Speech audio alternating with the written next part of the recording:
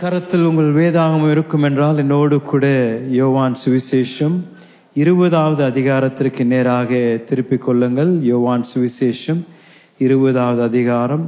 இன்றைக்கு நாம் உயிர்த்தெழுந்த இயேசுவும் தோமாவும் என்ற அந்த விசேஷித்த சந்திப்பை தியானிக்க இருக்கின்றோம். பல வாரங்களாக இயேசுவின் சந்திப்புகளை நாம் பார்த்து கொண்டு வருகின்றோம்.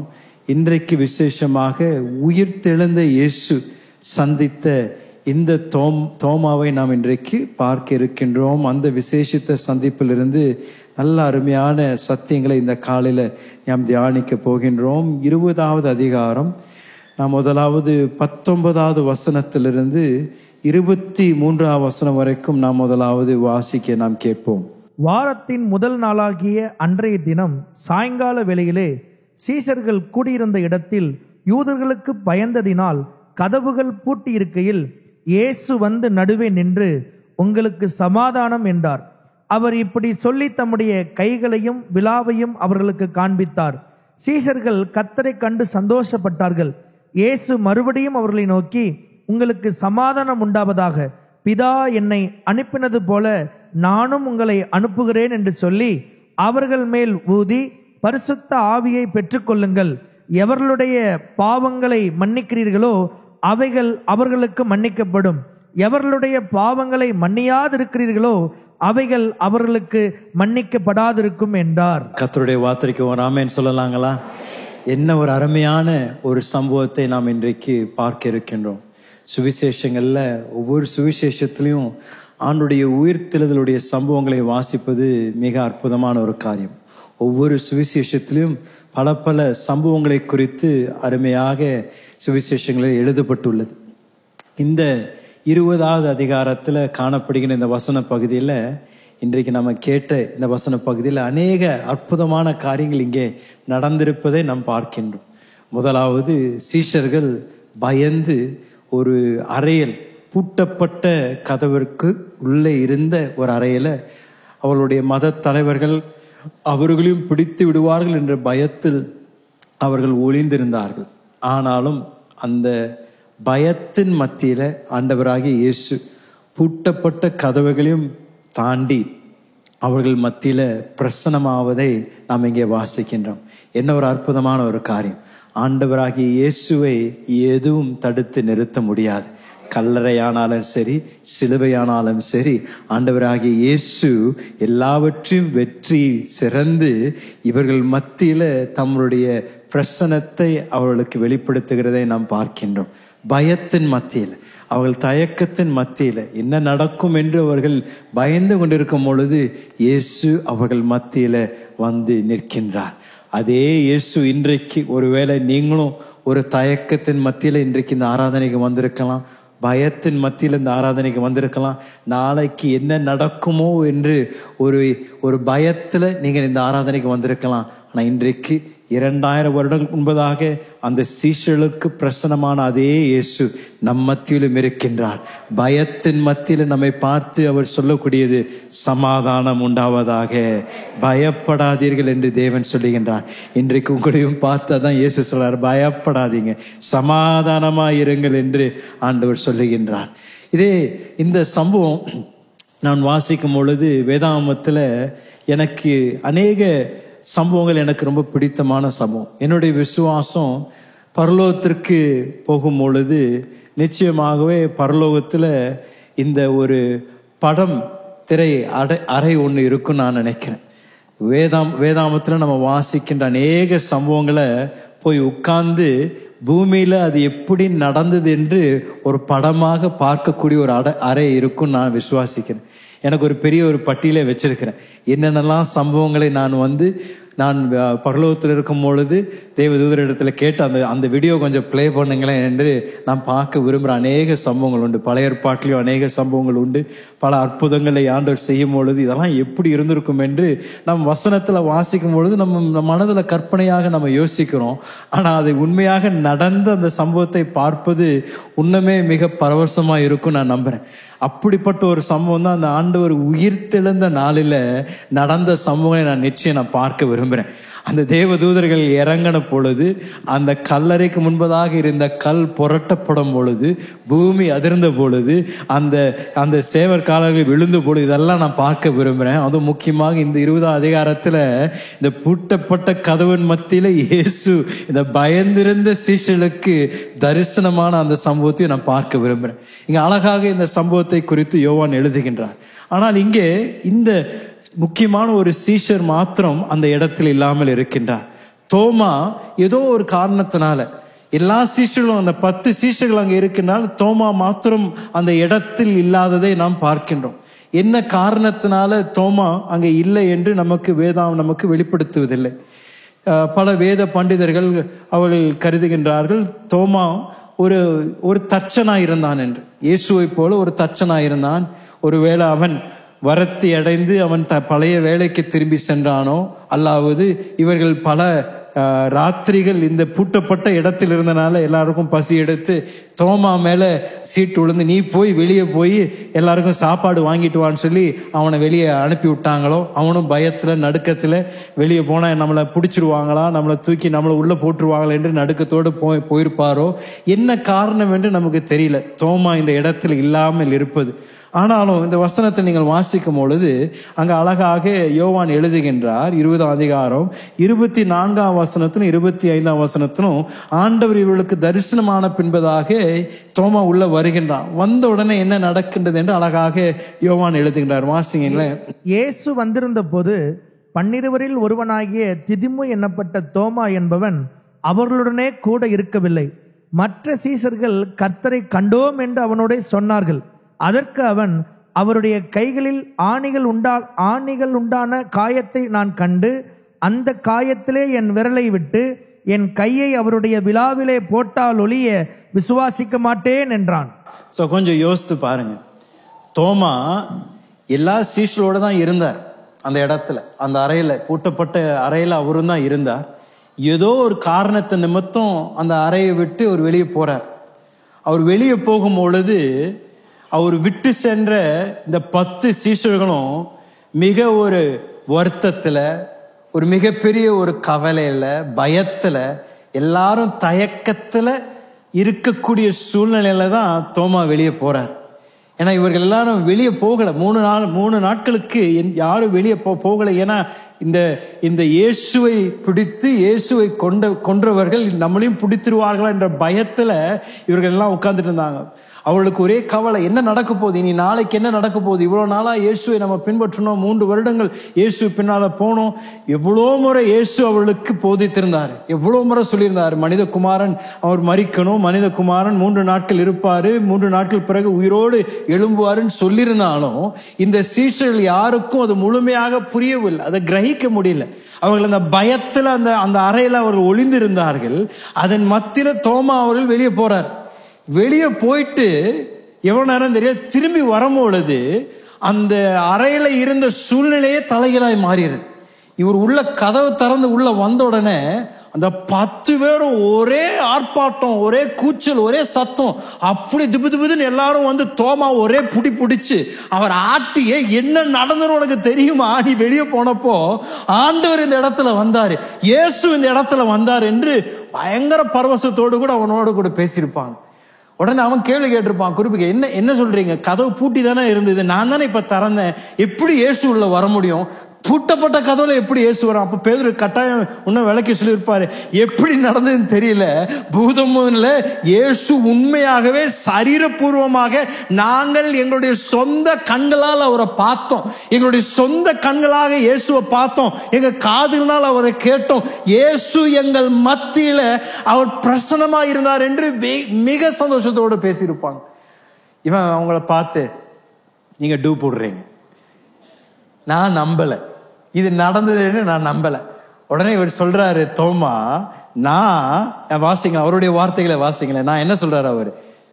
அதற்கு அவன், அவருடைய கைகளில் ஆணிகள் உண்டான காயத்தை நான் கண்டு, அவருடைய கைகள்ல அந்த ஆணினால உண்டான காயத்தை நான் கண்டு, அந்த காயத்துல என் விரலை விட்டு என் கையை அவருடைய விலாவிலே போட்டால் ஒழிய என் கையை அவருடைய விழாவுக்குள் போட்டால் ஒழிய நான் விசுவாசிக்க மாட்டேன்னு சொல்றாரு. என்ன ஒரு துணிச்சலான வார்த்தைகளை அவர் பயன்படுத்துறார். நான் நினைக்கிறேன் இவருக்கு ஒரு பெரிய ஒரு ஏமாற்றம்.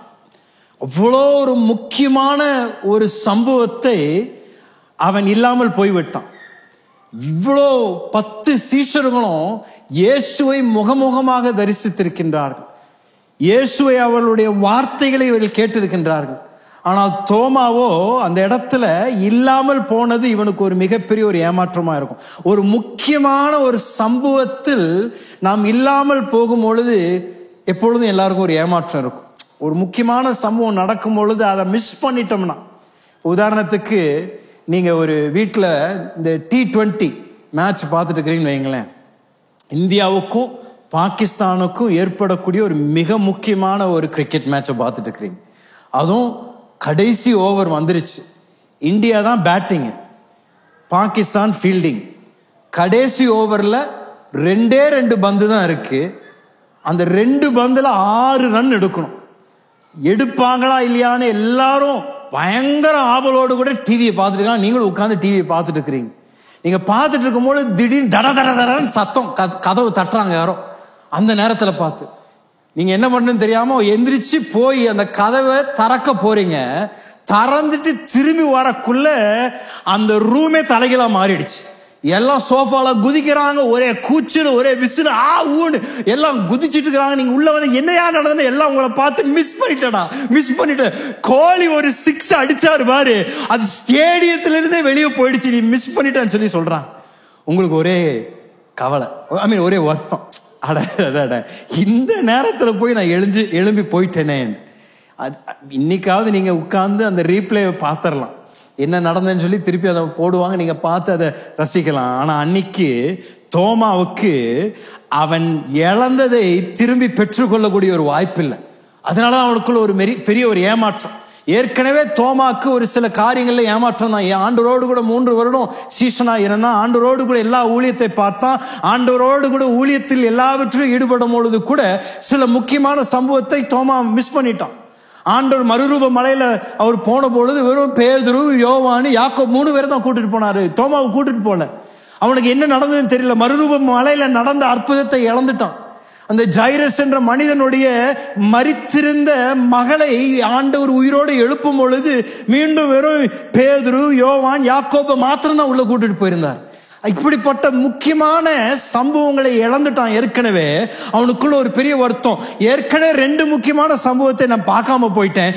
இந்த சரித்திரத்தையே மாற்றக்கூடிய ஒரு சம்பவத்தை நான் இன்னும் இழந்துட்டேனே என்று அவன் தவிச்சிருப்பான். என்னுடைய மகன் லீவாய், அவனுக்கு அவனுடைய அக்கா தூங்க போவதற்கு 1 மணி நேரத்துக்கு முன்னாடி அவன் தூங்க போகணும். ஒவ்வொரு ராத்திரியும் அவனை தூங்க போடும் பொழுது அவன் என் கூட சண்டை போடுவான். ஏன் நான் தூங்க போகணும்? அவ விழிச்சிருக்கிறாளப்பா, ஏன் நான் மாத்திரம் தூங்க போகணும்? அவனுக்கு இருக்கக்கூடிய மிகப்பெரிய கவலை என்னன்னா, நான் தூங்க போன பிறகு அவ என்ன பண்றா? அவ விளையாடுறாளா? அவளுக்கு என்ன மாதிரி சந்தோஷமான காரியங்கள் நடக்குது? என்ன மாத்திரம் தூங்க போட்டு அவ மாத்திரம் நல்லா ஜாலியா விளையாடுவாளே, அது எப்படி? என் கூட ஒவ்வொரு நாளும் நியாயம் பேசணும். அவள் ஒவ்வொரு தரையும் ஆறுதல் படுத்தி, நீ தூங்க போடா, அவ ஒன்னும் பண்ண போறதில்ல, அவ போய் பல்வழிக்கு அவளும் தூங்க தான் போறா, எதுவும் ஒன்னும் பெருசா ஒன்னும் நடக்க போறதில்ல, நீ தூங்க போயின்னா அவனை ஆறுதல் படுத்துவேன். தோமாவுக்கும் இப்படிதான். இப்படிப்பட்ட ஒரு முக்கியமான ஒரு சம்பவத்தை நான் பார்க்காம போயிட்டேனே. இயேசு இதான் முதல் முறையாக எல்லா சீஷர்களுக்கும் ஒரே நேரத்தில் காட்சி அளித்த முதல் சம்பவம் இதுதான். இதுவரைக்கும் மரியாள் பார்த்ததை சொல்றாங்க, இதுவரைக்கும் பேதுரு, யோவான் பார்த்ததை சொல்றாங்க. ஆனா இந்த முறை எல்லா சீஷர்களுக்கும் இயேசு பிரசன்னமானார். அதை இழந்துட்டான். இந்த வசன பகுதியிலிருந்து 2 கண்ணோட்டத்திலிருந்து நான் பேச விரும்புறேன். முதலாவது கண்ணோட்டம் தோமாவின் கண்ணோட்டத்திலிருந்து இந்த சம்பவத்தை பார்க்க விரும்புறேன். அதற்கு பின்பதாக இயேசுவின் கண்ணோட்டத்திலிருந்து இந்த சம்பவத்தை நான் பார்க்க விரும்புறேன். முதலாவது தோமாவை குறித்து நாம் சில காரியங்களை அறிந்திருப்பது அவசியம். அநேக பிரசங்கியார்கள் தோமாவை குறித்து பிரசங்கம் பண்ணும் பொழுது சந்தேகக்காரனாகிய தோமா என்று அவனுக்கு தலைப்பு கொடுத்துட்டாங்க. இன்றைக்கு வரைக்கும் தோமா என்று சொல்லும் பொழுது சந்தேகக்காரன் என்று தான் அழைக்கப்படுகிறான். ஆங்கிலத்தில் டவுட்டிங் தாமஸ் அப்படின்ற ஒரு தலைப்பே அவனுக்கு தரப்பட்டிருக்கு. ஆனா நான் சொல்லுவேன், தோமா ஒரு சந்தேகக்காரன் என்று நான் சொல்ல மாட்டேன். இங்க நடந்த சம்பவத்தை நம்ம இன்னும் கவனிச்சோம் என்றால், தோமாக்குள்ள ஒரு ஏமாற்றம் தான் இன்னும் அதிகமா இருந்தது. அந்த ஏமாற்றம், இயேசுவை நான் பார்க்காம போயிட்டேனே என்றுதான் அவனுக்குள்ள ஒரு இழப்பு இருந்ததே தவிர, சந்தேகம்ன்றது அவனுக்குள்ள அவ்வளவு பெரிதா இருக்குமான்றது எனக்கு கேள்விக்குறி. கட்டாயம் தோமாக்குள்ள பல பலவீனங்கள் இருந்தது, பல விதத்துல அவனுக்குள்ளேயும் இழப்புகள் இருந்தது. ஆனா சந்தேகம் என்பது அவனுக்குள்ள மிக அதிகமா இருந்ததான்றது எனக்கு கேள்வி. ஏன்னா இதுல ஒரு சம்பவத்தை பயன்படுத்த விரும்புறேன். யோவான் புஸ்தகத்துல 11ஆம் அதிகாரத்துல 4 இடத்துல தோமாவை குறித்து நம்ம சுவிசேஷங்களை வாசிக்கிறோம். ஒவ்வொரு முறையும் சுவாரஸ்யமான இடம் தான் தோமா என்ன செய்கின்றார். ஆனா இந்த இடத்துல குறிப்பாக 11ஆம் அதிகாரத்துல நீங்க பார்க்கும் பொழுது ஒரு மிக முக்கியமான ஒரு சம்பவம் ஏற்படுகின்றது. அந்த 10ஆவது அதிகாரத்தை நீங்க வாசித்தீங்கன்னா, இயேசு போதிக்கிறார். இயேசு யூதேயால போதித்து கொண்டிருந்த பொழுது அவர் ஒரு காரியத்தை சொல்றார். போதிக்கும் பொழுது நானும் பிதாவும் ஒருவராய் இருக்கிறோம் என்று சொல்றார். நானும் பிதாவும் ஒருவர் என்று சொன்ன பொழுது இதை கேட்டு கொண்டிருந்த பரிசேயரும் சதுசேயரும் கொந்தளிச்சிட்டாங்க. ஏன்னா இயேசு தன்னை தேவனோடு கூட ஒப்பிட்டார். பிதாவோடு கூட ஒப்பிடும் பொழுது இந்த யூதர்களுக்கெல்லாம் பயங்கர கோவம். நீ யாரியா இயேசு, நீ எப்படி பிதாவோடு கூட நீ ஒருவன் என்று சொல்ல முடியும் என்று இயேசுவை கல்லறிந்து கொல்லணும் என்று எல்லாம் கொந்தளிச்சு எழும்பி அவரை சாகடிப்பதற்காக பிரயாசப்படுறாங்க. நான் அன்றைய வார்த்தை சொல்லுகின்றது, அவருடைய நேரம் வராதபடியால் அவரை ஒன்றும் செய்ய முடியவில்லை, இயேசுவை தொட முடியல. இப்படிப்பட்ட ஒரு பயங்கரமான ஒரு சம்பவம் ஏற்படுகிறது. அப்புறம் அடுத்த அதிகாரம் வருகின்ற, இயேசு தொடர்ந்து ஊழியத்தை செய்து கொண்டிருக்கின்றார். ஊழியத்தை செய்து கொண்டிருக்கும் பொழுது திடீரென்று அவருக்கு ஒரு அவசர செய்தி வருது. அவசர செய்தி என்னன்னா, அவருடைய நெருங்கிய நண்பர் லாசரு மிகவும் பலவீனமா இருக்கின்றார். உடனே வாங்க, லாசருவுக்கு நீங்க ஜெபிக்கணும் என்று ஒரு அழைப்பு வருகின்றது. ஆனா என்ன பிரச்சனைனா, லாசரு என்பவன் பெத்தானியா ஊரை சேர்ந்தவர். பெத்தானியா எங்க இருக்கின்றதால் யூதேயாவில் இருக்கின்றது. யூதேயா இருந்தா இயேசு இப்ப வந்திருக்கிறார் இன்னொரு ஊருக்கு. அங்க அவரை மிரட்டி இருக்கிறாங்க, நீங்க திரும்பி கால வச்ச உன்னை க்ளோஸ் பண்ணிடுவோம், உன்னை இந்த இடத்துல இருக்க முடியாது பண்ணிடுவோம் என்று பரிசேயர் சதுசேயர் மிரட்டி இருக்கிறாங்க. ஆனாலும் இயேசுக்கு இப்படிப்பட்ட ஒரு அழைப்பு வருது, சீக்கிரம் வாங்க, உங்களுடைய நண்பன் லாசரு மரித்து கொண்டிருக்கிறான் என்று அழைப்பு வருது. இந்த இடத்துலதான் தோமாவுடைய நடவடிக்கைகளை நம்ம பார்க்கணும். வாசிங்களேன், இந்த 11ஆம் அதிகாரத்துல இந்த சம்பவத்தை நீங்க கவனிப்பது அவசியம். 7ஆம் வசனத்திலிருந்து 15ஆம் வசனம் வரைக்கும் வாசிங்களேன். அதன் பின்பு அவர் தம்முடைய சீஷரை நோக்கி, நாம் மறுபடியும் யூதேயாவுக்கு போவோம், வாருங்கள் என்றார். ஆண்டவருக்கு செய்தி வருது, வாங்க பெத்தானியாக்கு வாங்க என்று அவர் அழைக்கப்படுறாரு. சீஷர்களை பார்த்து சொல்றாரு, வாங்க யூதேயாவுக்கு நம்ம போவோம் என்று சொல்றாரு. சொன்ன உடனே சீஷர்கள் என்ன சொல்றாங்கன்னு கவனிங்களேன். அதற்கு சீஷர்கள், ரபி, இப்பொழுதுதான் யூதர் உம்மை கல்லறிய தெரினார்களே, மறுபடியும் நீர் அவ்விடத்திற்கு போகலாமா என்றார்கள். கேக்குறாங்க கேள்வி, நியாயமா தானே கேக்குறாங்க. இப்பதானே சொன்னாங்க, இப்பதானே உங்களை கல்லெறிஞ்சு கொல்லும்படியாக இவ்வளவு தூரம் பிரயாசப்பட்டாங்க, எப்படி நம்ம திருப்பியும் யூதேயாவுக்குள்ள நம்ம போக முடியும் என்று கேக்குறாங்க. ஆண்டவருக்கு பிரதியுத்தரமா சொல்றாரு. இயேசு பிரதியுத்தரமாக, பகலுக்கு 12 மணி நேரம் இல்லையா? ஒருவன் பகலிலே நடந்தால் அவன் இந்த உலகத்தின் வெளிச்சத்தை காண்கிறபடியினால் இடரமாட்டான். ஒருவன் இரவிலே நடந்தால் தன்னிடத்தில் வெளிச்சம் இல்லாதபடியினால் இடருவான் என்றார். இவைகளை அவர் சொல்லிய பின்பு அவர்களை நோக்கி, நம்முடைய சிநேகிதனாகிய லாசரு நித்திரையடைந்திருக்கிறான், நான் அவனை எழுப்ப போகிறேன் என்றார். அதற்கு அவருடைய சீஷர்கள், ஆண்டவரே, நித்திரையடைந்திருந்தால் சுகமடைவான் என்றார்கள். இயேசுவானவர் அவனுடைய மரணத்தை குறித்து அப்படி சொன்னார். அவர்களோ நித்திரை செய்து இளைப்பாறுகிறதை குறித்து சொன்னார் என்று நினைத்தார்கள். அப்பொழுது இயேசு அவர்களை நோக்கி, லாசரு மரித்து போனான் என்று வெளிப்படையாய் சொல்லி, நான் அங்கே இராததினால் நீங்கள் விசுவாசம் உள்ளவர்கள் ஆகாததற்கு ஏது உண்டென்று உங்கள் நிமித்தம் சந்தோஷப்படுகிறேன். இப்பொழுதும் அவனிடத்திற்கு போவோம், வாருங்கள் என்றார். ஆண்டவர் சொல்றாரு, லாசரு தூங்கிட்டு இருக்கிறான், நம்ம போய் அவனை எழுப்போன்றார். அப்ப சீஷர் உடனே சொல்றாங்க, அவன் தூங்கிட்டு இருக்கிறது நல்லதான் ஆண்டவர், தூக்கம் நல்லதான், சிக்கா இருந்தாங்கன்னா தூங்கும் பொழுது நல்ல சீக்கிரம் சுகமாயிருவாங்க என்று ஆண்டவரோடு கூட வாக்குவாதம் பண்றாங்க. ஏன் எந்த சீஷனுக்கும் யூதேயாவுக்கு திரும்பி போக விருப்பம் இல்லை. ஆண்டவர் உடனே அவர் தெளிவா பேசுறாரு, ஏய் லாசரு மரிச்சுட்டான்ப்பா, அவனை போய் நம்ம இன்னைக்கு சந்திக்கிறோம், அவனை போய் சந்திச்சாதான் உண்டு என்று சொல்லி ஆண்டவர் தெளிவா பேச ஆரம்பிக்கும் பொழுது அவங்களுக்கு அப்பதான் புரியுது, வாங்க போலாம் ஆண்டவர் சொல்றாரு. சொன்ன உடனே இந்த இடத்துலதான் 16ஆம் வசனத்துல தோமாவுடைய வார்த்தைகள் இங்க அழகாக யோவான் எழுதுகின்றார். வாசிங்களேன். அப்பொழுது திதிமு என்னப்பட்ட தோமா மற்ற சீசரை நோக்கி, அவரோட கூட மரிக்கும்படி நாமும் போவோம் வாருங்கள் என்றான். அவரோட கூட மரிக்கும்படி நாமும் போவோம் வாருங்கள் என்று சொல்றார்.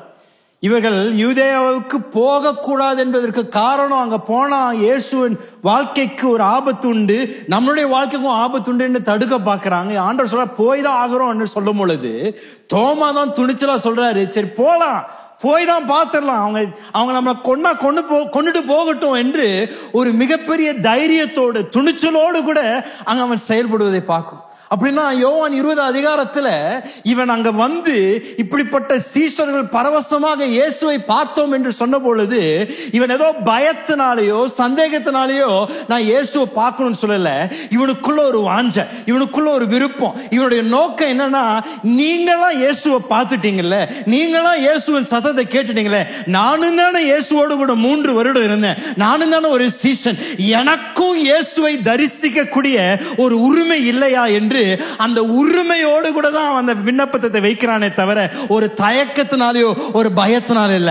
அவனுடைய வேண்டுதல் என்னன்னா, நான் உங்களுடைய இரண்டாம் தரமான அறிவு நிமித்தம் இயேசுவை அறிஞ்சு கொள்ள விரும்பல, எனக்கு ஒரு முதல் தரமான சந்திப்பு இயேசுவோடு கூட எனக்கு வேணும் ஐயா, அதுதான் நான் வாஞ்சிக்கிறேன். ஏன்னா நாளைக்கு நான் எழும்பி இயேசு உயிரோடு இருக்கின்றார் என்று பிரசங்கிக்கும் பொழுது, அப்பொழுது நான் பிரசங்கம் பண்ணும் பொழுது, அதை நான் சொல்லும் பொழுது பேதுரு எனக்கு அதை சொன்னாரு, யோவான் எனக்கு அதை சொன்னாரு, நான் சொல்ல விரும்பல.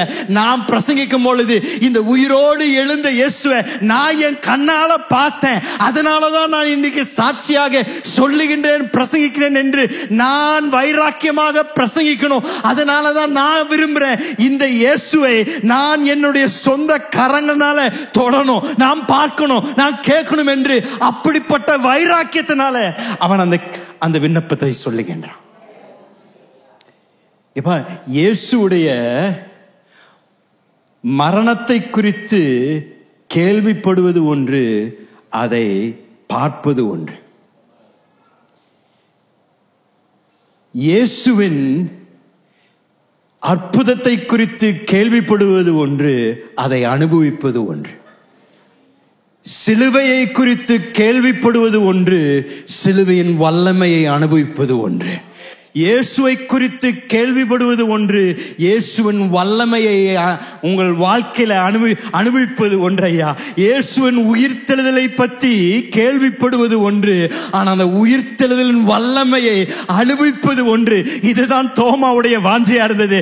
எனக்கு உங்களுடைய இரண்டாம் தரமான அறிவு எனக்கு வேண்டாயா, எனக்கு முதல் தரமான சந்திப்பு என்னுடைய வாழ்க்கையில வேணும். இதுவரைக்கும் இயேசுவோடு கூட இருந்தேன், எல்லாவற்றையும் பார்த்திருந்தேன், எனக்கும் இதே ஒரு தயவு, எனக்கு ஒரு கிருபை எனக்கு வேண்டும் என்று அவன் இந்த விண்ணப்பத்தை அவன் மிக வைராக்கியமாக கேட்கிறான். நான் சொல்லுவேன், கிறிஸ்துவ மார்க்கத்தின் மிகப்பெரிய மேன்மை இதுதான். கிறிஸ்துவ மார்க்கத்தின் மேன்மை என்னையா, இந்த தேவன் அவருடைய குமாரனை அனுப்பின பொழுது அவருடைய குமாரனை அனுப்புவதற்கு மிகப்பெரிய ஒரு நோக்கம், ஏதோ ஒரு தூரத்தில் அவர் இருந்து மனிதன் அவனை கிட்ட சேர முடியாதபடியாக தேவன் அவரை அனுப்பலையா. அப்படி இருந்தா ஒரு தேவ தூதரை அனுப்பியிருக்கலாம், ஒரு தூதரை அனுப்பி மனிதா நான் உன்னை நேசிக்கிறேன், உனக்காக நான் எல்லாவற்றையும் செய்யறேன்னு சொல்லியிருக்கலாம். ஆண்டவர் அவருடைய ஒரே பேரான குமாரை அனுப்பின நோக்கம், அவருடைய வாஞ்சையெல்லாம் நீங்களும் நானும் தேவனை தனிப்பட்ட முறையில் அவரை சந்தித்து தனிப்பட்ட முறையில் அவரை அனுபவிப்பதுதான் தேவனுடைய நோக்கம் ஐயா. இன்றைக்கு நம்மளுடைய இந்த உயிர்த்தெழுதல் நாளில் ஆண்டவர் ஆராதிக்க வந்திருக்கிற தேவ பிள்ளைகளுக்கு இருக்கக்கூடிய விலையேற பெற்ற ஒரு உரிமை என்னன்னா, நீங்களும் நானும் தூரத்தில் இருந்து இயேசுவை குறித்து கேள்விப்படணும் என்ற அவசியம் இல்லையா. நீங்கள் இன்னொரு நடுவர் இடத்துல போய் எனக்காக வேண்டிக் கொள்ளுங்கள் என்று நீங்கள் கேட்கணும் அவசியம் இல்லை. நீங்கள் மற்றொரு இடத்துல போய் எனக்காக ஏதாவது பரிந்து பேசுங்க என்று நீங்க சொல்லணும் அவசியம் இல்லை. நீங்க ஏதோ ஒரு பரிசுத்த ஸ்தலத்துல போய் ஏதோ ஒரு காரியத்தை செய்து ஐயோ தேவனுடைய தயவு மேல் வரணும் என்று நீங்க வாஞ்சிக்கணும் அவசியம் இல்லை. 2000 வருடங்களுக்கு முன்பதாக இயேசு கிறிஸ்து சிலுவையில் தொங்கின பொழுது மனிதனுக்கும் தேவனுக்கும் இருந்த அந்த பிளவை இயேசு தம்முடைய மரணத்து நிமித்தம் அதை சரி செய்து மனிதனுக்கும் தேவனுக்கும் இருந்த அந்த திரை சீலையை இரண்டாக கிழித்து தேவன் சொன்ன வார்த்தைகள் என்னவென்றால், என்னுடைய ஒரே பேரான குமாரனை நான் அனுப்பியிருக்கின்றேன், ஏனென்றால் நீங்கள் ஒவ்வொருவரும் அவரை தனிப்பட்ட விதத்தில் அறிந்து அவரை தனிப்பட்ட விதத்தில் உங்கள் வாழ்க்கையில் அனுபவித்து அவரை நீங்கள் ஒவ்வொருவரும் தரிசிக்க தேவன் கிருபை தருகின்றார். என்ன ஒரு அற்புதமான ஒரு காரியம். இந்த இயேசுவை மற்றவர்கள் மூலமாக நீங்கள் அறிந்து கொள்ளணும் என்ற அவசியம் இல்லை. ஒவ்வொருவரும் தனிப்பட்ட ரீதியில் இயேசு கிறிஸ்துவின் சந்திப்பை பெற்றுக்கொள்ளலாம். இந்த காலையில் அமர்ந்திருக்கின்ற ஒவ்வொருவரும் நீங்கள் தனிப்பட்ட ரீதியில் இயேசு கிறிஸ்துவை உங்கள் வாழ்க்கையில நீங்கள் அனுபவிக்கலாம். அவருடைய கிருபையை நீங்கள் பெற்றுக்கொள்ளலாம். என்னுடைய வார்த்தைகளை கேட்ட நிமித்தம் இல்லை, யாரோ ஒருத்தர் பிரசங்கமான நிமித்தம் இல்லை, யாரோ ஒருத்தர் நீங்க ஒருவேளை கிறிஸ்துவ குடும்பத்தில் பிறந்திருக்கலாம், உங்க அப்பா சொன்னனாலேயோ உங்க தாத்தா சொன்னனாலேயோ உள்ள உங்க அத்தை சொன்னனாலே இல்லையா, நீங்க உங்க சொந்த வாழ்க்கையில இயேசுவை நீங்கள் தனிப்பட்ட விதத்தில் அவருடைய அன்பையும் அவருடைய வல்லமையும் அவருடைய உயிர்த்தெழுதல் கிருபையும் நீங்கள் உங்கள் வாழ்க்கையில பெற்றுக்கொள்ளலாம். இதுதாயா கிறிஸ்துவத்தை தனித்து நிறுத்தி வைக்கின்றது. அவர் ஒரு தனிப்பட்ட தேவன். நம்மை சந்திக்கும்படியாக சிங்காசனத்தை விட்டு இந்த பூமிக்கு நம்மை தேடி வந்தார். நாம் அவரை தேடி போகவில்லை, அவர் நம்மை தேடி வந்த தேவன். அவர் நமக்கு தரிசனமாய், நான் உன்னை நேசிக்கின்றேன், உனக்கு ஒரு நோக்கத்தை வைத்திருக்கின்றேன். அவரை தேடுகின்றவர்கள் அவர்களை கண்டடைவார்கள் நிச்சயமாக. நான் ஒரு 3ஆம் தலைமுறை கிறிஸ்துவன். என்னுடைய தாத்தா இந்து மார்க்கத்தில் இருந்து ரட்சிக்கப்பட்டார். என்னுடைய தகப்பனார் 50 ஆண்டுகளுக்கு மேலாக தேவ ஊழியத்தை செய்து கொண்டிருக்கின்றார். ஆனால் இன்றைக்கு என்னுடைய விசுவாசம் அவருடைய அனுபவத்தை சார்ந்ததாக இல்லை. என்னுடைய தாத்தா இயேசுவை நம்பினால நான் அவரை பின்பற்றலையா, என்னுடைய அப்பா இயேசுவை குறித்து பிரசங்கிக்கின்றனால நான் அவரை பின்பற்றவில்லை. நான் இயேசுவை என்னுடைய சொந்த வாழ்க்கையில ருசித்திருக்கிறேன், அவருடைய அன்பை ருசித்திருக்கிறேன், அவருடைய கிருபையை நான் பெற்றிருக்கிறேன். அவர் என்னுடைய ஜெபங்களுக்கு பதில் தந்திருக்கின்றார். எனக்கு தனிப்பட்ட விதத்தில் அவருடைய வழிநடத்தலை நான் உணர்ந்திருக்கிறேன், அவருடைய சத்தத்தை நான் கேட்டிருக்கிறேன். அவரை நான் பின்பற்றுவேன் என்றால் எனக்கு அவர் தனிப்பட்ட தேவனாய் இருக்கின்றபடியால், என்னுடைய தாத்தாவின் தேவன் இல்லையா, என்னுடைய அப்பாவின் தேவன் இல்லையா, என்னுடைய தேவனாய் இருக்கின்றார். இயேசு எனக்கு தேவன், இயேசு என்னை நடத்துகின்றார். அவருடைய சத்தத்தை கேட்கும்படியாக கிருபை எனக்கு தந்திருக்கின்றார். இங்க இருக்கின்ற ஒவ்வொருவருக்கும் அப்படிப்பட்ட தயவு இருக்குதையா. இன்றைக்கு உலகத்தில் இருக்கக்கூடிய பல மதத்தில் சொல்லப்படுகின்றது, நீ இப்படி இருந்தா தேவனுடைய கிருபையை பெற்றுக்கொள்ளலாம், அங்க போனா தேவனுடைய கிருபையை பெற்றுக்கொள்ளலாம், இதை செய்தி என்றால் தேவ தயவு உனக்கு வரும். ஆண்டவர் சொல்ல, நீ எதையும் செய்ய வேண்டாம், நான் எல்லாவற்றையும் செய்து சிலுவையில முடிந்தது என்று சொல்லிட்டேன், நீ செய்ய வேண்டியதெல்லாம் நீ என்கிட்ட வா, நான் உன்னுடைய தேவனாய் இருந்து உன்னை நடத்தி உன்னை நான் கிருபையோடு கூட தாங்குவேன் என்று ஆண்டவர் சொல்லுகின்றார். தோமாவுடைய கேள்வி நம்ம எல்லாருக்கும் இருக்க வேண்டியது அவசியம். ஒவ்வொருவருக்கும் அந்த வாஞ்சை இருக்கணும். எனக்கு இயேசுவை மற்றவங்க மூலமா நான் தெரிந்து கொள்ளணும்னு விரும்பல, எனக்கு தனிப்பட்ட விதத்தில் இயேசுவை ருசிக்கணும் ஐயா. எனக்கு தனிப்பட்ட விதத்தில் இயேசு என்னுடைய ஜபங்களுக்கு பதில் தரணும், எனக்கு தனிப்பட்ட விதத்தில் அவர் கரத்தை பிடித்து நான் நடக்கணும் என்று யாரெல்லாம் வாஞ்சிக்கின்றீர்களோ நிச்சயமாக அப்படிப்பட்ட அனுபவங்களை தேவன் தர வல்லவராய் இருக்கின்றார். தோமாவுடைய கண்ணோட்டம் இதுதான். அவர்களெல்லாம் பார்த்துட்டாங்களே, அவர்களெல்லாம் கேட்டுட்டாங்களே, நானும் ஒரு சீஷன் அல்லவா, நானும் இயேசுவுக்காக எல்லாவற்றையும் விட்டு அவரை பின்பற்றிருக்கேன், எனக்கும் இப்படிப்பட்ட ஒரு உரிமை இருக்கக்கூடாதா என்று அவன் கேட்கின்றான். இரண்டாவது, இயேசுவின் கண்ணோட்டத்திலிருந்து இந்த சம்பவத்தை பார்ப்பது முக்கியம். ஏன்னா இயேசுவின் கண்ணோட்டத்திலிருந்து இதை பார்க்கும் பொழுது இது மிக அற்புதமாக இருக்கின்றது. பயந்திருந்த இந்த 10 சீஷர்கள் தங்களுடைய ஜீவனுக்காக பயந்து ஒரு அறையில் பூட்டப்பட்ட கதவுகளுக்கு பின்பதாக ஒளிந்து கொண்டிருந்தார்கள். அவர்கள் மத்தியில் இயேசு தரிசனமாகின்றார். அவர்கள் இயேசுவை பார்க்கின்றார். பரவசம், சந்தோஷம். அதுதான் தேவ வார்த்தையில பார்க்கிறோம். இயேசு அவளை பார்த்த உடனே அவளுக்குள்ள சந்தோஷம், அவளுக்குள்ள மிகப்பெரிய ஒரு ஆனந்தம், இயேசுவை பார்த்துட்டோன்னு. ஆனால் தோமா இல்லாமல் போயிடுறான். தோமா உள்ள வராரு. அவர் இப்படிப்பட்ட வார்த்தைகள் சொல்ல, நான் இயேசுவை பார்க்கணும், என்னுடைய விரலை அவருடைய காயப்பட்ட கரத்துக்குள்ள நான் போடணும், அவர் விழாக்குள்ள என்னுடைய கையை விடணும் என்று அவர் சொல்றாரு. அதற்கு பின்பதாக அழகாக யோவான் எழுதுகின்றார். அதே அதிகாரத்தில் 20வது அதிகாரத்தில் 26, 28 வாசிங்களேன். மறுபடியும் 8 நாளைக்கு பின்பு அவருடைய சீஷர்கள் வீட்டுக்குள்ளே இருந்தார்கள். தோமாவும் அவர்களுடனே கூட இருந்தான். கதவுகள் பூட்டப்பட்டிருந்தது. அப்பொழுது இயேசு வந்து நடுவே நின்று, உங்களுக்கு சமாதானம் என்றார். பின்பு அவர் தோமாவை நோக்கி, நீ உன் விரலை இங்கே நீட்டி என் கைகளை பார், உன் கையை நீட்டி என் விலாவிலே போடு, அவிசுவாசியாயிராமல் விசுவாசியாயிரு என்றார். ஒரு ஆமென் சொல்லுங்களேன். என்ன ஒரு அற்புதமான வசன பகுதி. இங்கே அநேக காரியங்களை கவனிப்பது அவசியம். முதலாவது யோவான் சொல்றாரு, 8 நாட்களுக்கு பின்பதாக கூடியிருந்தார்களாம். 8 நாட்களுக்கு பின்பதாக கூடியிருந்தார்கள். கூடியிருந்த பொழுது மீண்டும் கதவை பூட்டி தான் உட்காந்துருந்தாங்க. என்னையா, ஏற்கனவே இயேசு பார்த்துட்டீங்க, ஏற்கனவே இயேசு உயிரோடு இருக்கிறாருன்னு தெரிஞ்சிச்சு உங்களுக்கு. ஆனாலும் 8 நாள் கழிச்சு என்ன பண்றாங்க? கதவெல்லாம் பத்திரமா பூட்டி உள்ள உட்காந்துருக்கிறாங்க. ஏன் இப்படி பண்ணாங்கன்னு எனக்கு தெரியல. நான் என்னுடைய அபிப்பிராயம், இன்னும் பரிசுத்தாவினோட அபிஷேகம் அவங்கள நிரப்பல. இந்த பரிசுத்தாவின் அபிஷேகம் வரும்போதுதான் பயங்கரமான தைரியம் வருவதை நம் அப்போஸ்தலர் புஸ்தகத்துல பார்க்கிறோம்.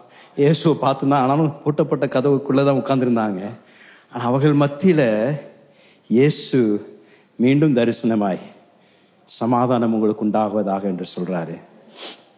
சொன்ன உடனே நீங்க கவனிக்க வேண்டியது இயேசுவின் வார்த்தைகள். இயேசு உடனடியாக தோமாவை பார்த்து அவர் என்ன சொல்றாருன்னா, வாசிக்கல இயேசுவின் வார்த்தை தோமாவுக்கு, நீ உன் விரலை இங்கே நீட்டி, நீ உன் விரலை இங்கே நீட்டி என் கைகளை பார், என் கைகளை பார், உன் கையை நீட்டி என் விலாவிலே போடு, உன் கையை நீட்டி என் விலாவில போடு. அப்படின்னா இது என்ன அர்த்தம்னா, தோமா அன்னைக்கு திரும்பி வந்த பொழுது இயேசு ஏற்கனவே பிரசன்னமாயி போயிட்டார்.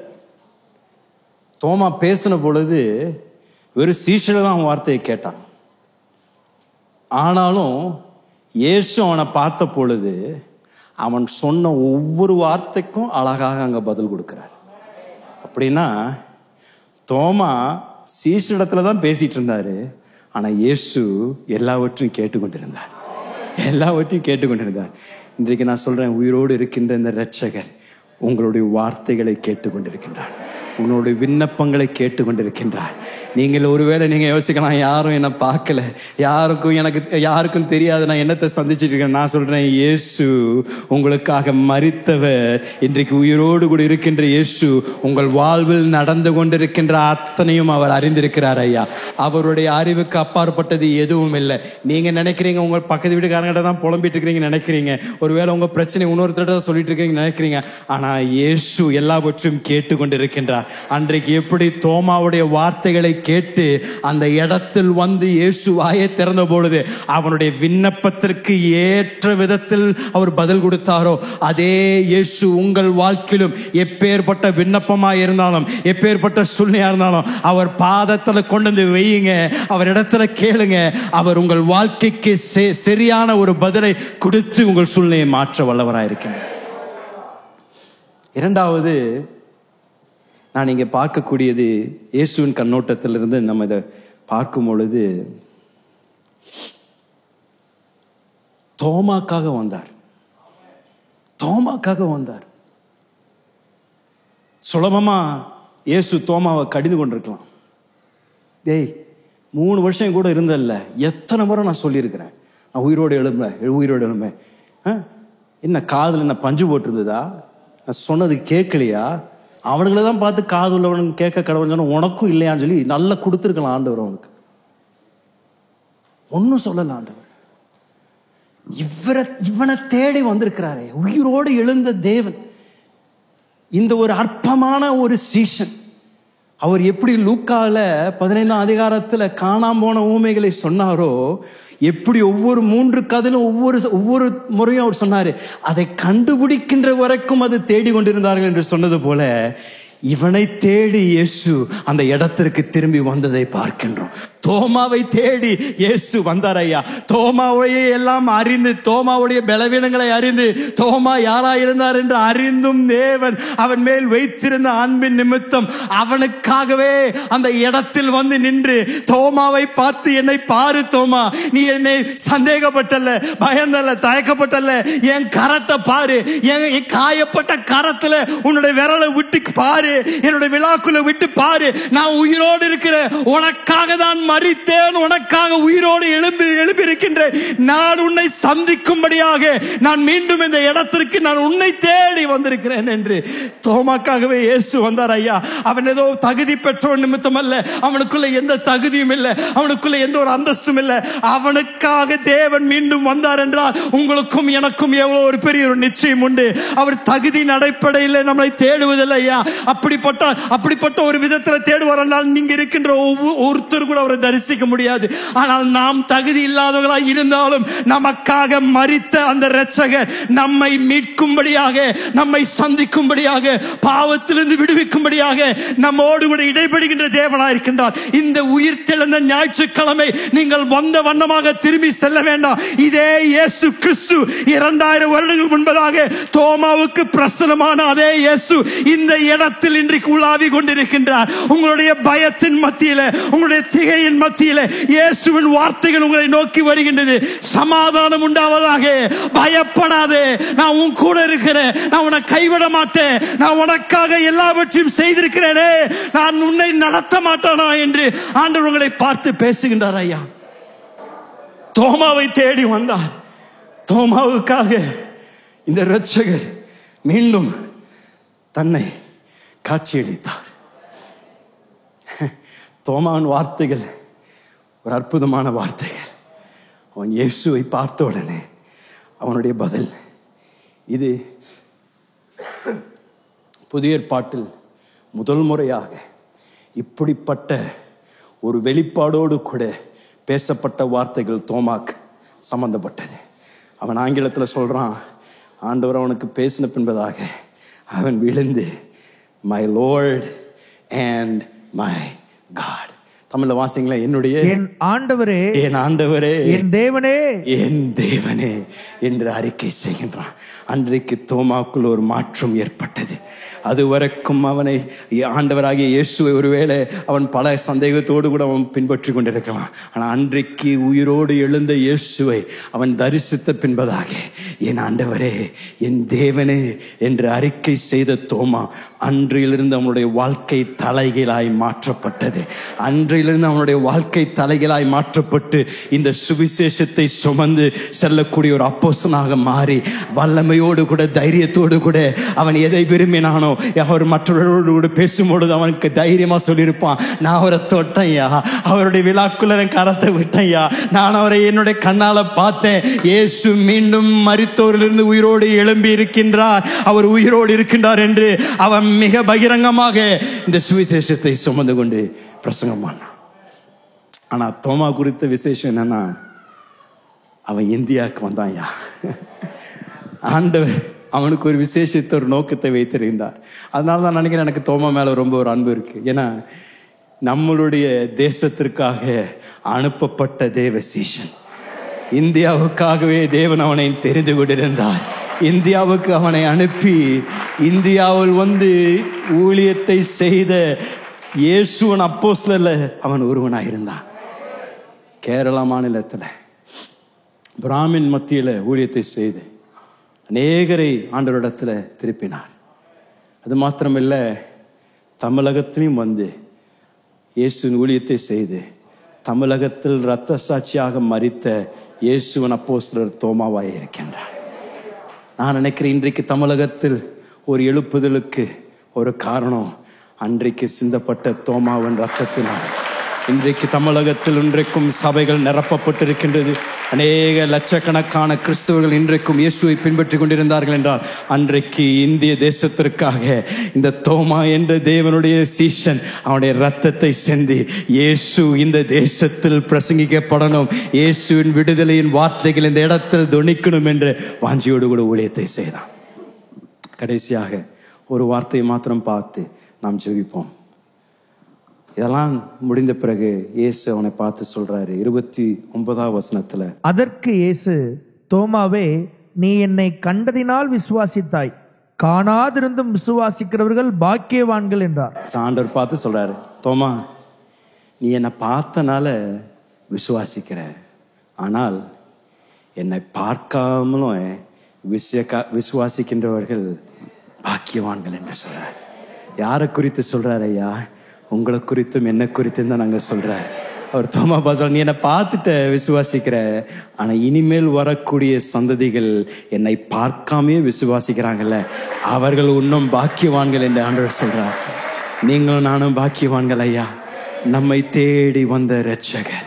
இந்த உயிர்த்தெழுதல் நாள் நமக்கு இருக்கக்கூடிய நம்பிக்கை இதுதான். நம்மை தேடி வந்த இரட்சகர்.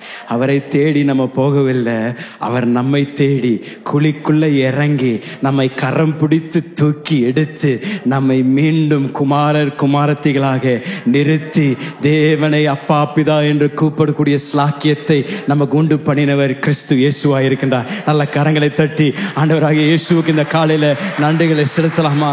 உயிரோடு இருக்கின்ற இயேசு நிமித்தம் இன்றைக்கு உங்களுக்கும் எனக்கும் நம்பிக்கை உண்டையா. இன்றைக்கு பயந்திருந்த சீஷர்களை அவர் கடிந்து கொள்ளல, அன்போடு கூட அவர்களை தட்டி மீண்டும் அவர்களை எழுப்பி அவர்களை சுவிசேஷத்தை சுமந்து கொள்ளக்கூடிய அப்போஸ்தலனாக தேவன் அவர்களை நியமித்தார்.